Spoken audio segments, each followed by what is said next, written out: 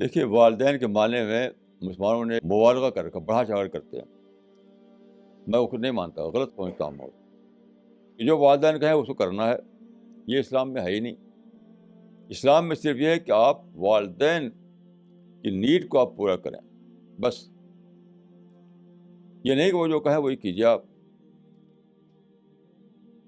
قرآن میں دیکھیں صاف صاف ہے، اگر وہ تم کو شرک کے لیے کہیں تو ہرگز مت مانو ان کی بات. تو شرک کے معنی صرف یہ نہیں کہ بت پوجنے کے لیے کہیں. شرک 1001 قسمیں ہیں، ہر ڈیویشن شرک ہے. تو جو انسانی حقوق ہیں، یعنی مطلب ان کو کھانا کپڑا نہیں مل رہا تو آپ کھانا کپڑا دیجیے. اگر مل رہا ان کو تو آپ کو دینا بھی نہیں ہے. فرض کے 2 بھائی ہیں، ایک بھائی خوب ان کا اچھا کھانا کپڑا کر رہا ہے تو آپ کو کوئی ذمہ داری نہیں ہے آپ کے اوپر. تو ماں باپ کی نافرمانی کی ایک حد ہے. آج کل مسلمان جو ہے ماں باپ ہی کو خدا بنا رکھا ہے. میرا تجربہ یہ ہے کہ لوگ ماں باپ کو خدا بنائے ہوئے، جو آپ کہہ دیں وہی کرنا ہے. یہ بالکل غلط ہے، یہ اسلام میں نہیں ہے.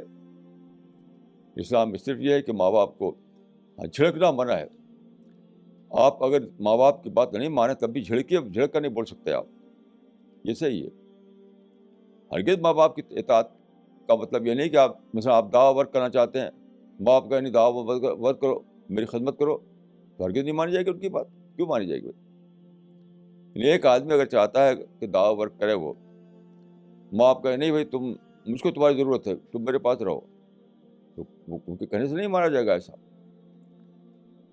تو ماں باپ کی اطاعت آج کل مسلمانوں میں جو ہے بہت مبالغہ امیز کا انداز ہے، وہ ہرگز یہ اسلام میں نہیں ہے، ہرگز نہیں ہے. صرف ان کی ضرورت کو پورا کریں، جبکہ کوئی اور دوسرا وسیلہ نہ ہو. فرض کہ ان کے پاس خود اپنی پراپرٹی ہے، تب بھی آپ کو کچھ اپنی ذمہ داری نہیں ہے. میں اس کے بارے میں سمجھتا ہوں قرآن حدیث میں کہیں ایسا نہیں ہے کہ ایبسولوٹ سینس میں ماں باپ کی فرم کا حکم مانو. ایبسولوٹ سینس میں ہرگز نہیں ہے. یہ لوگوں نے بڑھا چڑھا رکھا ہے، یعنی خدا کا درجہ دے رکھا انہوں نے ماں باپ کو. یہ تو دوسرے لوگوں میں ہے جو ماں باپ کو بھگوان کا درجہ دیتے ہیں، وہ ہمارے یہاں ایسا نہیں ہے.